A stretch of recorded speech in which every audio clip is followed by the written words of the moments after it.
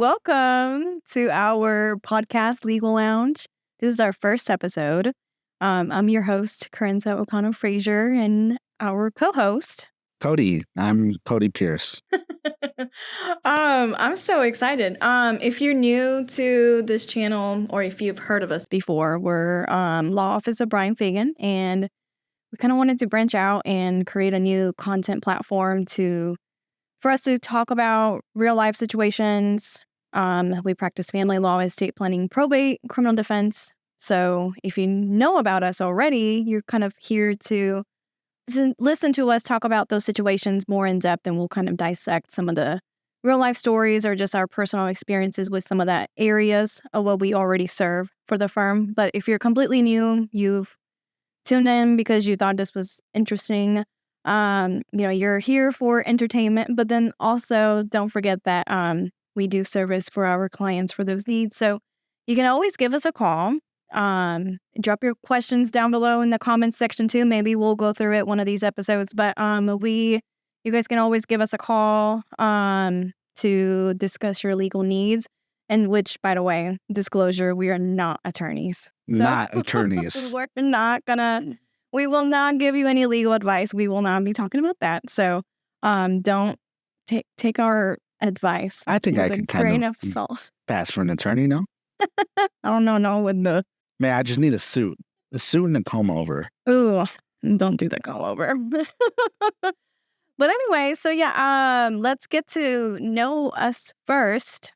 Cody, do you have any facts or fun fact? Anything to say about who you are to the audience?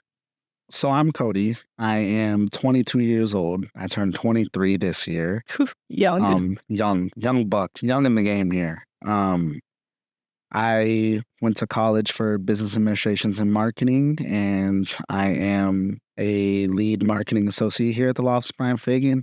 Friends is my manager, and basically, I don't know. I'm a young kid. I like sports and sneakers and hats. Y'all probably see me switch out a few hats in every single episode and stuff. And I just like to have fun and grow and get better at things. So hopefully as the podcast goes on, we kind of get better at talking and being more entertaining and stuff. So if you're not here for any legal insights and you're just here for the entertainment, then that's where I come into play, because she's not that. No, I'm just playing. I'm not entertaining. I try. I'll bring in the facts and we'll discuss them, but I'm not really witty like you are. But I'm Corinza. By the time you guys watch this, I'll be 30. But I'll be 30 tomorrow.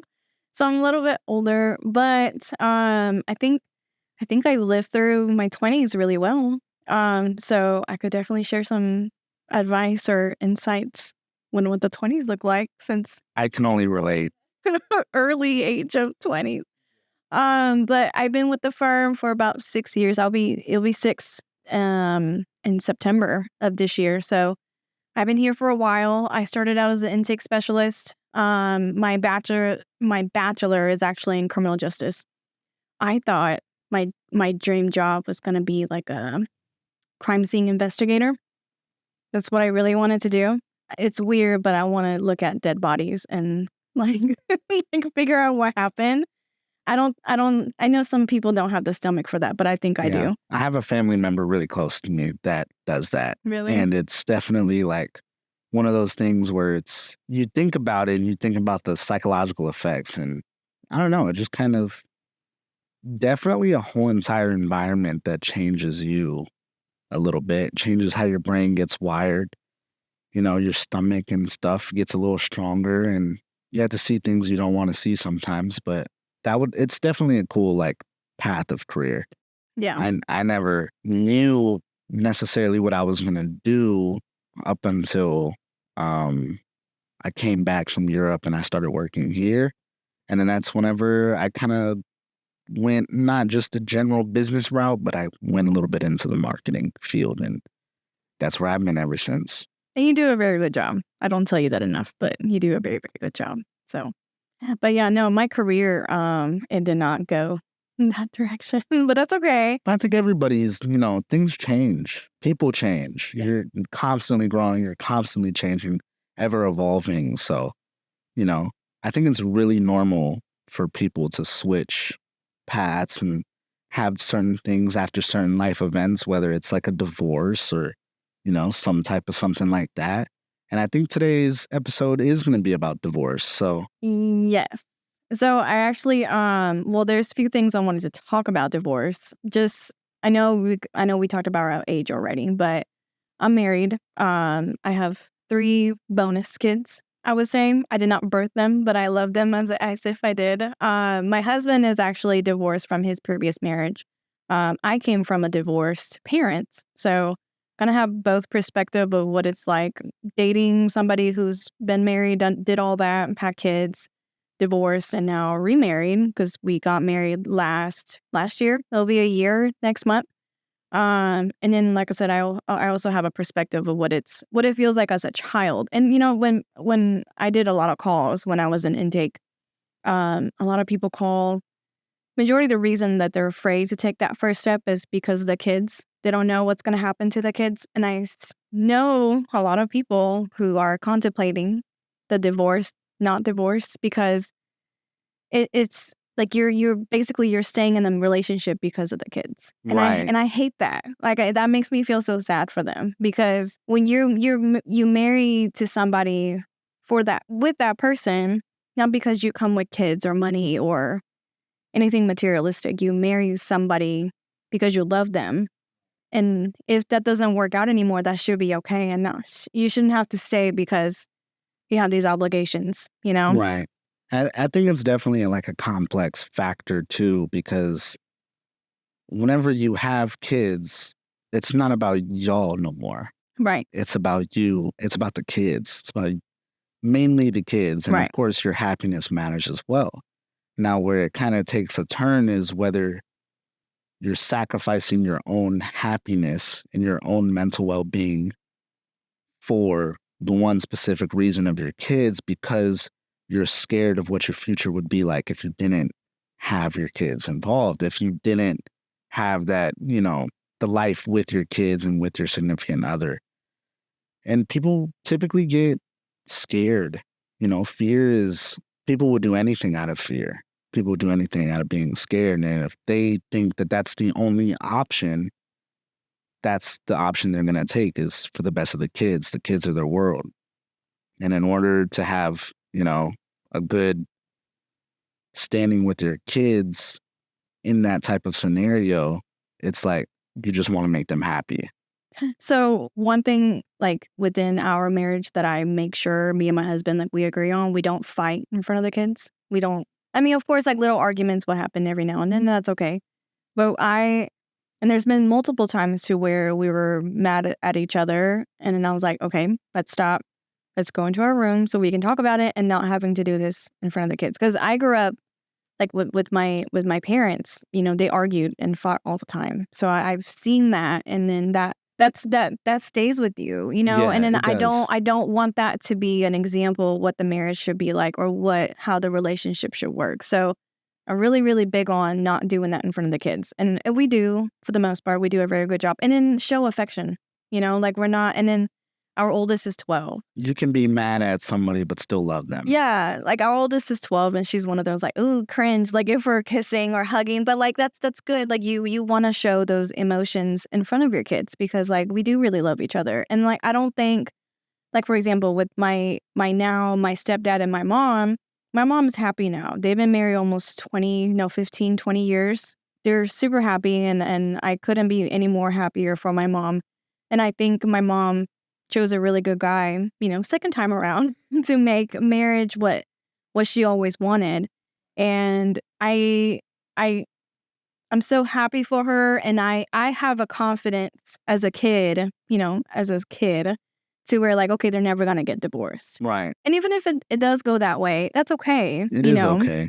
because Because, people grow, people change. yeah, and you get used to it. You get like me coming from, I also came from a household of a divorce. And, one thing I can say is like, My mom got really comfortable just being alone. And you know, I know for most people that are probably going through those situations, that's the one thing you're scared of is what's life going to be like alone. Mm-hmm. That's a whole nother like fear, not separate from what's going to happen to your kids, what's going to happen to me. Yeah. And that's where it comes into play to where it's good to be scared because it makes you worry and it makes you think about your options. But what matters is everything is going to be okay in the very end. It has to be, and it will be. And people will get scared of being alone. But I can tell you, like, my mom, yes, she's alone. And sometimes it gets hard. But she's perfectly fine living her own little life in her own little world. She's happy. And it may have taken a lot to get there, but she's there. That's what matters, Right. is that you get there. And it's always scary. It's like moving to a new city, finding a new job, you know, doing something, choosing a different career path. Right. Change is inevitable. But what matters is, you know, the overcoming of the change and the benefits of it. Mm-hmm. And when it comes to a divorce and you're not in a healthy mindset and your kids are suffering from that, I think the best thing to look forward to is the future that comes with happiness and you know, just adapting to the situation, because it's hard to adapt. But once you adapt, you become comfortable again. You become you again. You become happy again. So I pulled some statistics that I figure I could share.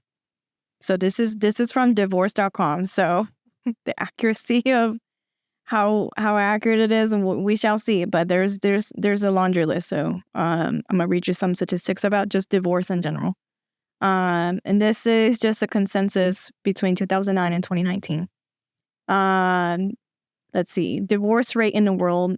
So, okay, the United States has the 6th highest divorce rate in the world, with 40% to 50% of married couples filing for divorce. Mm-hmm. That's a lot. That's a ton. That's about half. Women starts almost 69% of all divorces. Usually second or third marriages in the United States have higher divorce rates, 60% of second marriages and about 73% of third marriage and a divorce. Couples going through their first divorce are around the age of 30. Married couples between the age of 20 to 25 are 60% likely to get divorced. The military divorce rate is 3% on average. In 2019 alone, 30,608 military marriages ended in divorce. And then some state statistics, where do you think Texas lie? Do you think we're lower or higher in the rate? Higher. So this surprised me. We're actually lower. Oh, wow. Right. The highest is Nevada. Obviously Vegas. Oh. Oh, that makes sense. Right. So about four people every 1,000 people get a divorce. What happens in Vegas stays in Vegas. Yep. Texas about 1.4. I would assume that, you know, since Texas is a bigger state and one of the biggest states, that it would have bigger rates. Right. But you know, it's very Southern. So I think the culture between like Southern people are a little bit different. So can you play the clip, Mario? Oh, you know what? I forgot to introduce Mario. Mario, our wonderful producer behind the scenes. He's been orchestrating everything. So the man, the myth, the legend. So I pulled this clip to kind of see because I have some thoughts behind it on this clip, and I want to see what you feel based off of what I read, statistics and stuff that we talked about before.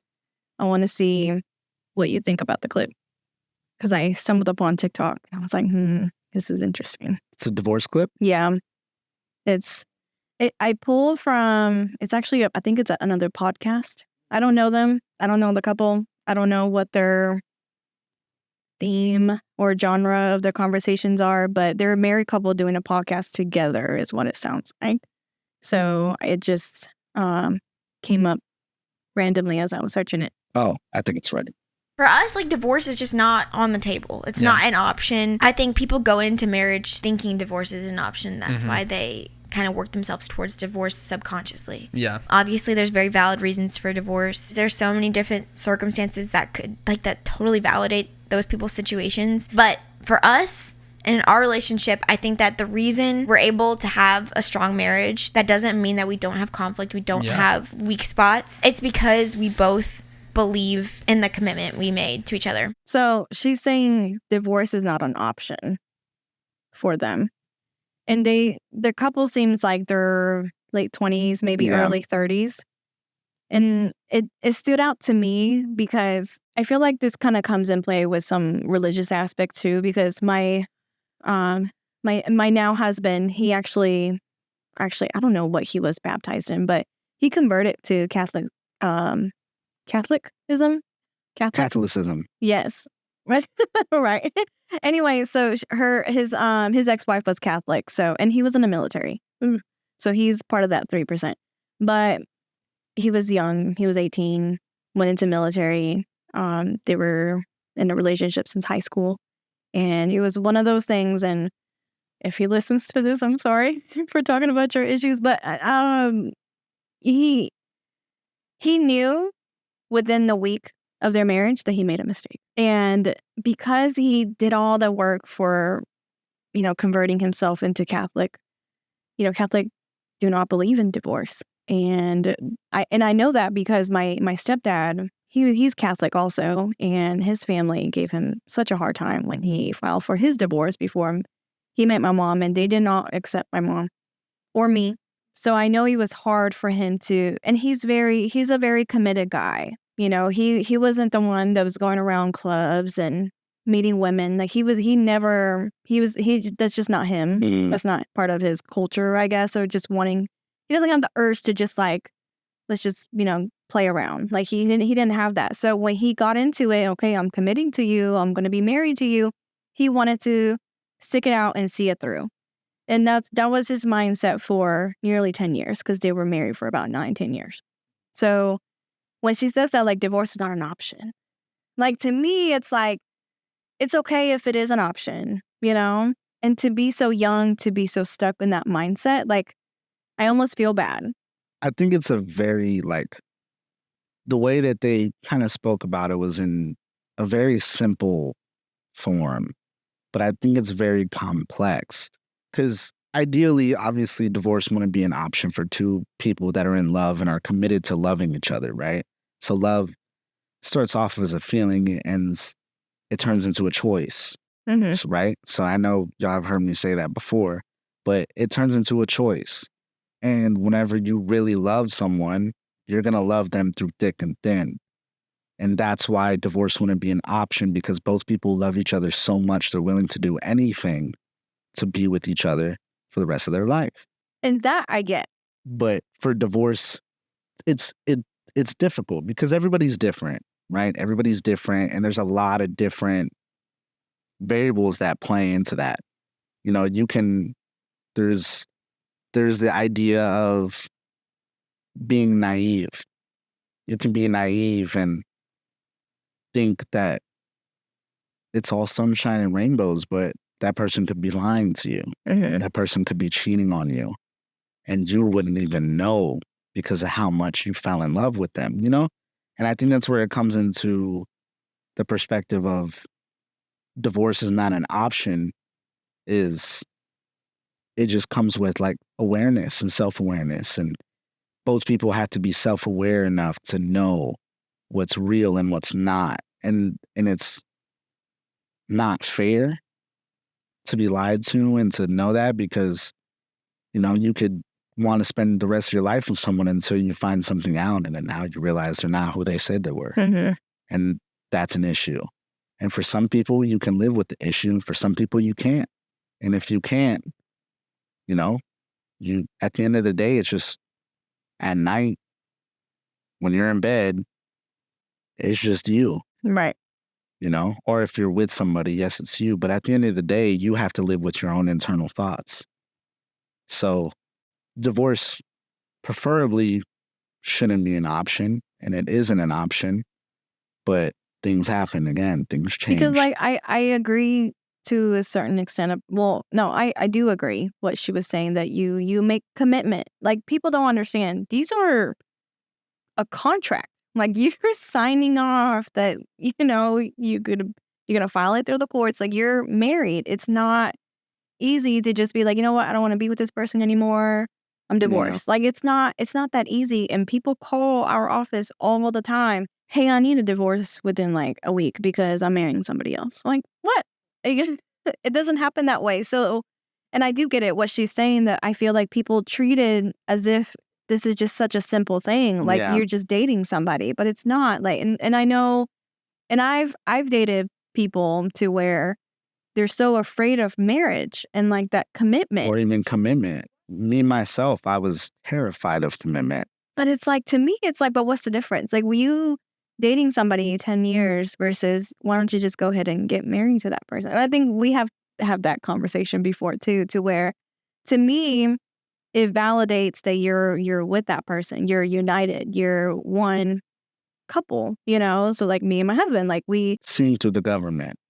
Right. I mean, it's true, but everything is attached to each other. Like and I know that that's sometimes it's not the norm anymore, but I mean, we're very traditional and old school. Like, our bank accounts are the same. We don't have separate bank accounts. Everything that we do together is the same. He calls paychecks our paychecks. It's not, oh, you're going to get paid. This is your money. Oh, I'm going to get paid. This is my money. Like, okay, we're going to get paid today. We're going to get paid this week. It's we, you know? Right. Unified front. Right. And then I think this is just me coming from like 30, like a wise age now. But I'm so glad I didn't make that commitment when I was in my young 20s. I'm so glad that I waited, learned what I want, what I needed, build myself, take the time to build myself and know who I am before I give somebody my 100%. Right.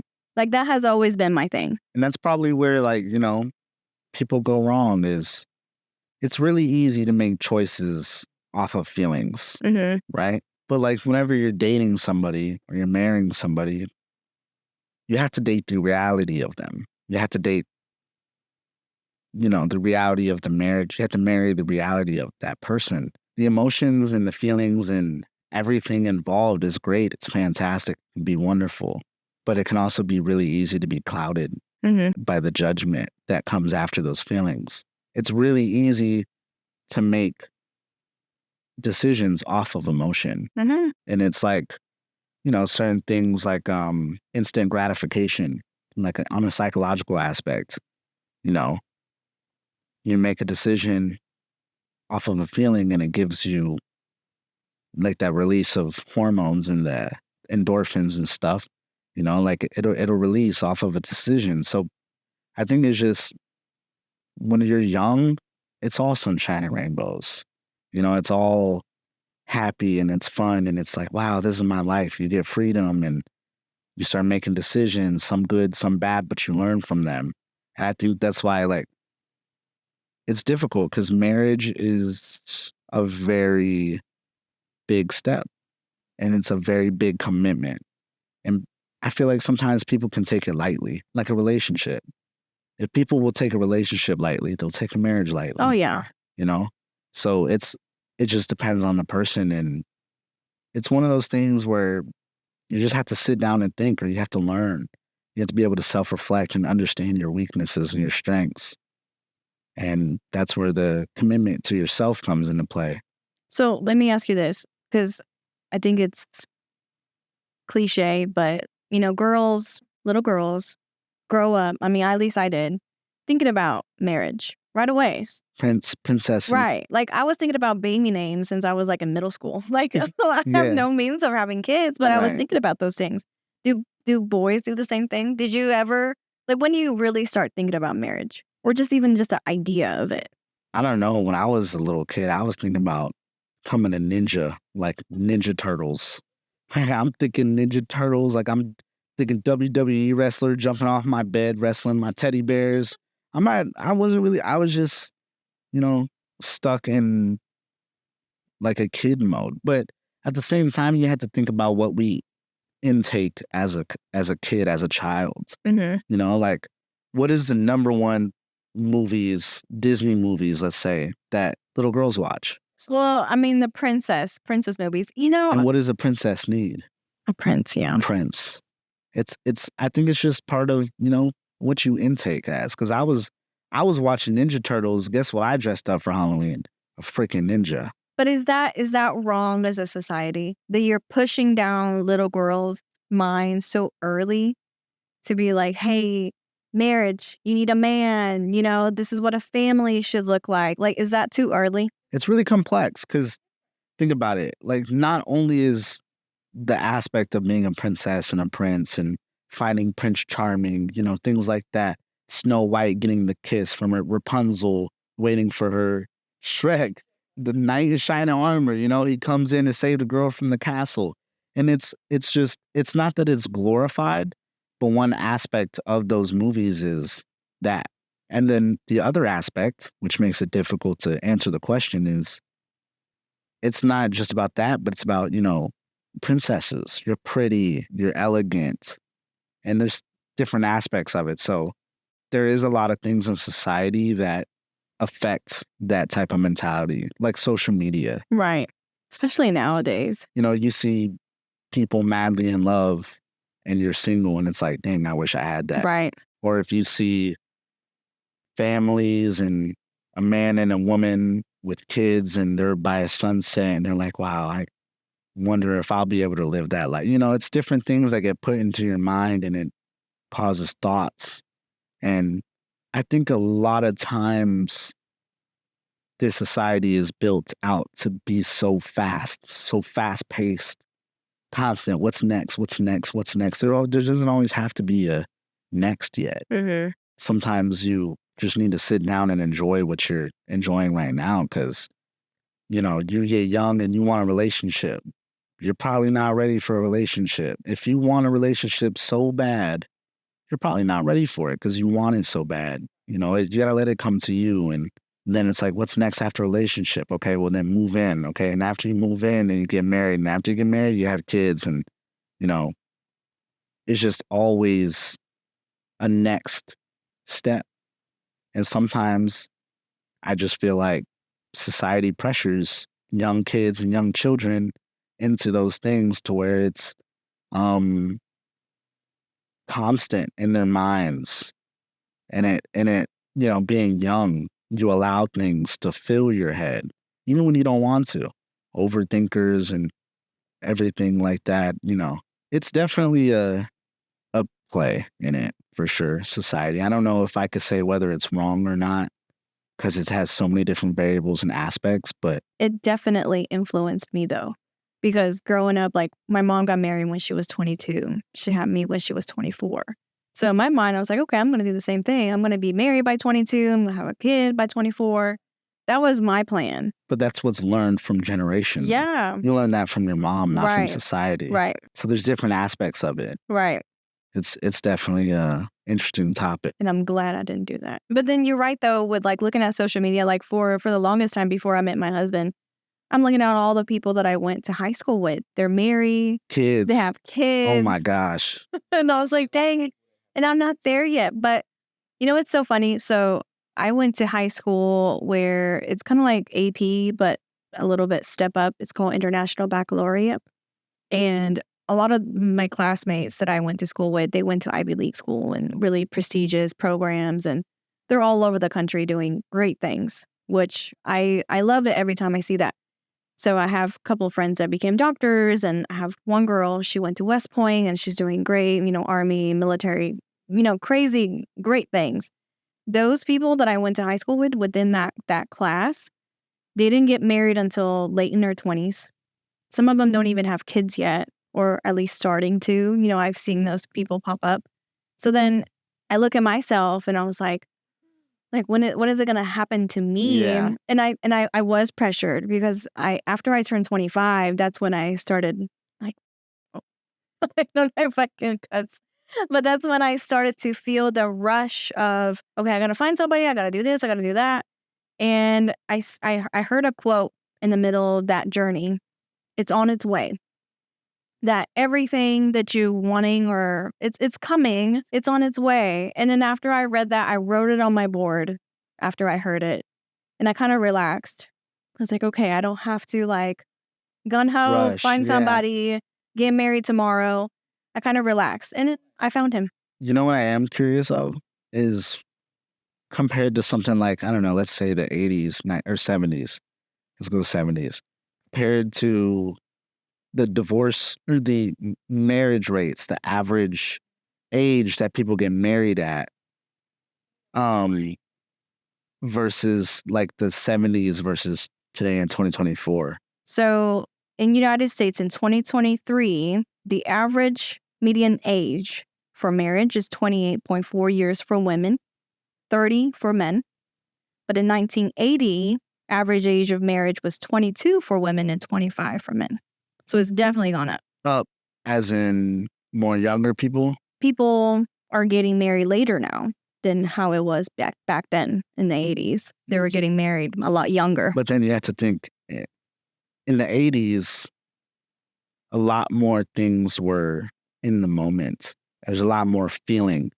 You know, in 2024, we're suppressed by a lot of things. We're suppressed by there's our own emotions. Internet now. Yeah. You know, everything is out there so quickly. Direct access to most things. You don't feel something for the first time anymore without seeing it. But think about it. I bet you in the 80s, you're not, I don't know, and maybe I'm biased. My mom, my mom would be in the 80s. I mean, I guess late 80s, 90s, dating around. There's no online dating that you're swipe hundreds of men going through, okay, who do I want to talk to next? You don't have that access. So you legit have to go out, meet somebody, have a connection. And it's a lot more real. And then I think there's a word for it. And there's the statistics that I read a while back too. People are likely to marry somebody who's within your close proximity. So people may you work at, or just anybody that you just interact yourself. Somebody that's part of your daily life. Right. You tend to marry or date somebody. Easier. Which is rightfully so. You're there, So like versus somebody like within our age now, you're online dating. That's a big thing to meet people. That's going to take a lot longer. Yeah. To and really less find connection. Somebody. Yeah. Something that's not real. It's not memorable. Meaning bumping into somebody in a coffee shop and locking eyes with them is very different than swiping right and sending a message. So it's definitely one of those things. And I'm one of the statistics. I met my husband online dating. And I just got really lucky. I really did. I got lucky too. I went through a lot. I think I'm also part of this. Yeah. I went through a lot. I'm a lot. Let me not say a lot. You better watch yourself. Hey. You gotta talk to her when she gets home. You know what I mean? But like you go on dates. You go on multiple dates until you find somebody that sticks. And then my biggest thing was, okay, I'm not going to date anybody who has no kids, never been, because I still wanted that feeling of the first marriage, first time having kids, just, okay, we're going to move in, the very first time. Like I still wanted that first, and it was different for us. Obviously, he's been married. He's had 3 kids already. So that first for him, like he's already did that, done that. But we talk about this all the time. His situation for him is refreshing now because it wasn't as fulfilled or enjoyment that came from it from his first marriage. Because like I said, from the first week, he was like, I made a mistake. Now, let me ask you this. Do you think he's happy? 100% unhappy. Do you think the kids are happy? Oh, yeah, for sure. And just going back on the initial topic, divorce can be scary. Yeah. And it's extremely scary. Yes. But that's a prime example of making that decision and following your gut and your heart, leading you to happiness, leading you to something you never thought you could have. And that's where you came into play. And now he's happy. Now the kids are happy. Now you're happy. Thank you. That's a big win and for himself and his kids. All the time to where like, well, how does it feel like when you're with somebody, especially married to somebody who's been married before? And to be honest with you, it doesn't feel any different. Like had I have married somebody who's never gone through this before, I almost appreciate his wisdom that came from it because he's already done this. So he's already coming into our marriage with the perspective of, I already did this. I didn't like how this went. I want to do this because this is what makes me happy. And I view the same way. So like for example, him and his ex-wife did not agree how they raised their kids. Right. That's the biggest part. I think it's a lot of people's things too. Because, two different people coming from two different backgrounds. Like, I've heard of certain situations where there's disagreements. It's a happy marriage, but there's still disagreements on how the kids should be raised. Right. And they had a huge different mindset about that.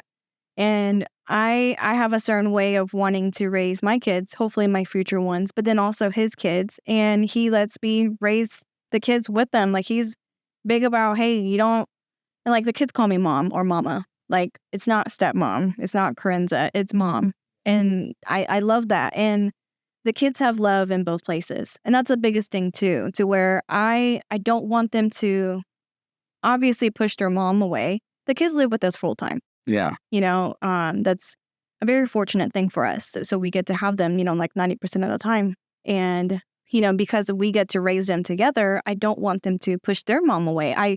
We very much make sure your mom is still there. They love you guys. I mean, she loves you guys. That's still instilled into their minds. Always be there, Right. But you have love in both places. Right. And I want them to keep that healthy relationship, healthy boundaries with them, because they're still young. Yeah, I mean, that's just, for anybody that's out there watching and you're scared of having a divorce and you're scared of what your future will be like. You're scared if it'll feel the same, it'll be the same. It won't be the same, but it'll be different. Right. And I think that's ideal, and it's okay. Yeah, it is. It's okay. Because, I mean, your story's a prime example, that, yeah, you had a divorce. Yes, it was difficult. Yeah, it was terrifying. But look at where you could be at. Look at where you want to be. And then just assess on how you can get there. Right. And take it day by day. Day by day, Don't plan it. Don't plan what could happen. Think about what you can do. Yeah. It's all about in the moment. And that's why I go back to that clip, because I don't want that to be an option. No, I'm sorry. I want to make sure that people understand that it's okay if you feel like that's the option you need to take. It's okay. If it is an option you need to take, the Law Office of Brian Fagan is here to help. Interesting topic. A good path to, I think we kind of dove pretty deep into that, and we got a good grasp of the complexities of a divorce. Now, since the break, I was grabbing some water, and I did have this thought of, while we're on the topic of divorce, what do you think the main topic of divorce, like, what do you think the main cause of divorce would be? I know what mine is. You want me to go first? Okay. I think the number one thing that leads people to a divorce is the decreased amount of commitment. Like, they stop trying. They don't feel loved anymore. Valentine's Day isn't the same anymore. It doesn't feel the same, like. But is that because somebody fell out of love, or they're not putting the effort? Like, they may still love that person the same, but they're just not putting the extra effort like they used to 10 years ago. What does the love matter if the other person can't feel it? What does the love matter? Like, yeah, you can love somebody, but if you love somebody and you stop kind of making it, okay. So, like, one thing that I'm a big, like, I think should never stop is the little things that you do for your partner. Flowers. Like, when I'm 80 years old, I hope that I can still go to the grocery store and pick up some flowers and bring them home. Mm-hmm. Something like that. To where it's like, you should never stop making your partner feel special. And I think once people get really comfortable and really busy, they start getting used to kind of slacking off a little bit, and it's not on purpose. It's just, again, life moves fast, and it moves even faster when you have kids. So it's like, what time are you setting out apart, or what time are you setting aside to still make your partner feel like it's that first year of dating, the memories, the little things that you used to do. Yeah, they say you should still date them. Exactly. Even when you're married. And I feel like once people get really comfortable, it doesn't feel the same. Mm-hmm. And then you get complacent. And then that's where you start questioning stuff. And then you fall out of love. And I get that too, because I think that's a huge part of making sure your marriage keeps working. Because marriage, I will say this, and this is just because of my perspective of being in the marriage. And disclaimer, go ahead. I know nothing about marriage right now. I don't know anything about marriage, but I will say I'm very analytical. So y'all see that on this podcast where I have a very analytical, a very complex way of thinking, to where I would like to say I'm pretty self-aware, and I like to think about all the possible things. Could be opportunities, options, routes, scenarios, and it comes hand in hand with overthinking. But I just love understanding things to the best of my ability. So my viewpoints on marriage may not be completely accurate, but they're accurate in the mind of a 22-year-old. So take it with a grain of salt. And that's still, I mean, that's a good opinion of a cause, for sure. Because again, so people say this all the time: marriage is hard. Marriage is hard work. And to a certain extent, yes, it can be. It can be hard. But if you're doing it with the person you love, and you really are trying to, both of our mindsets are the same. We have a common goal to love each other, to fulfill our needs, and, be happy with each other. Those are the same. So to be honest, in my head, it's easy, and it comes with just loving a person. So right. My opinion, the number one, I don't want to say number one, but I think the biggest cause of divorce is financial issues. Just because I think that's that's a good one too. And and a lot of people, so my husband will say this too. God, I bring it up so much. But his biggest thing is he wished he lived with his ex-wife first before marrying her, because they didn't. They didn't live with each other. They didn't do none of that. That's why the first week of him being married to her, I made a mistake. I think that's a big thing to take in, is you really know, once you start living with someone, you really start to know the little who quirks. they are. So my husband hates it when I don't close doors behind me. I'll leave cabinet doors open and I will close the door all the way through.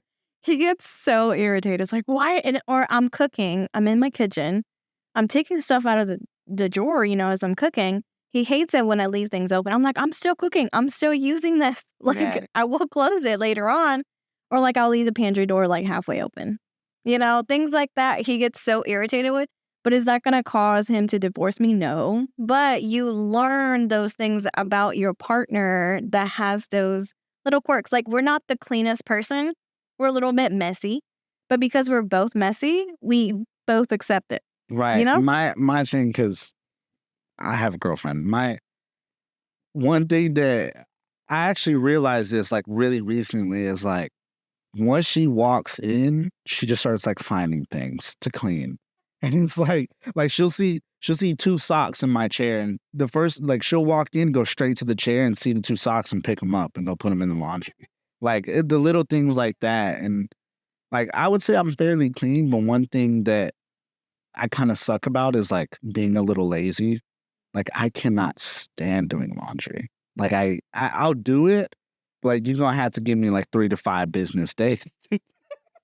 No, it's not 3 to 5, but it's definitely Please don't tell me your rotation of your underwear.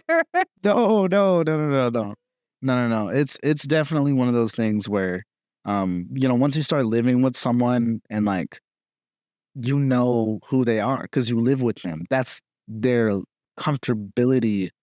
That's everything they're used to, everything they grew up doing, everything like that. You start becoming aware of it. And I think it's a big thing because you don't really know someone till you start living with them, and then you really know everything. And I say financial issues because financial, your spending habits is a big thing when you start living with somebody too. What do they like to spend their money on? Is it those, gaming stuff that like I always tell my husband, okay, there's a time for a need to spend it, and then there's a want.